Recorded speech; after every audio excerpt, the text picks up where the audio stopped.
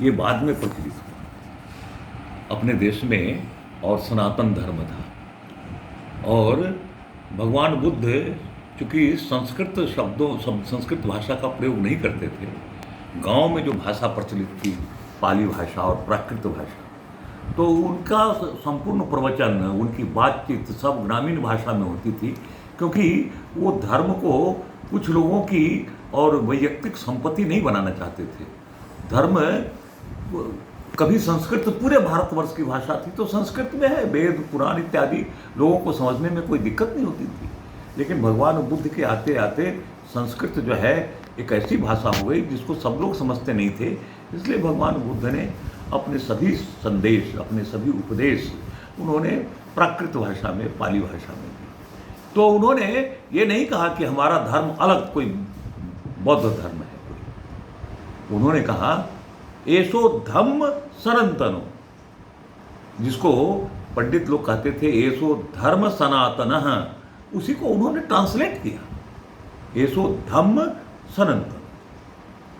यानी भगवान बुद्ध ने ये नहीं कहा कि मैं एक अलग धर्म का प्रचार कर रहा हूँ, क्योंकि धर्म जो है वो बहुवचन हो ही नहीं सकता। ये जो आप बात बोल रहे हैं ये आज के परिप्रेक्ष्य में बहुत ही महत्वपूर्ण है। हाँ, अगर इसको समझा जाता तो बुद्ध धर्म का विनाश ही नहीं होता। हाँ, तो क्योंकि धर्म का बहुवचन हो ही नहीं सकता।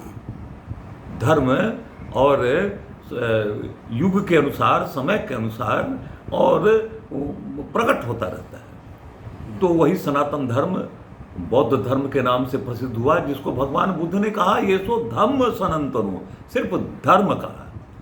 इसलिए भारतीय भूमि में उद्भूत जितने धर्म हैं, सिख धर्म, बौद्ध धर्म, जैन धर्म, सनातन धर्म, ये सभी धर्म हैं, ये सभी धर्म हैं, ये सभी एक दूसरे के पर्यायवाची हैं। अगर कोई सिख है तो वो सनातन भी है, वो बौद्ध भी है, वो जैन भी है। कोई जैन है तो वो भी सनातन भी है, वो भी बौद्ध भी है, जैन भी है। कोई सनातन है तो वो सिख भी है, बौद्ध भी है, जैन भी है। यानी भारतवर्ष के जितने धर्म हैं सब पर्यायवाची है। जैसे सूर्य के अनेकों नाम हैं, रवि, प्रभाकर, दिनकर, सूर्य, वैसे ही धर्म के कई पर्यायवाची नाम हैं।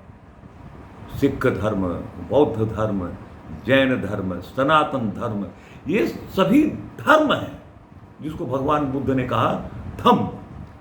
और मैं आपको बताता हूँ, ये एक बार कुछ ब्राह्मण लोग पहुँचे तो उन्होंने पूछा कि आप ईश्वर को मानते हैं?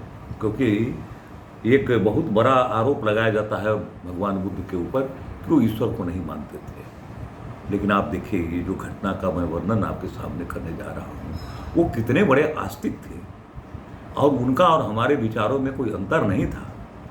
उन्होंने भिन्न शब्द का प्रयोग किया। जैसे धर्म के स्थान पर उन्होंने धम्म शब्द का इस्तेमाल किया, सनातन के जगह पर सनातनो शब्द का इस्तेमाल किया।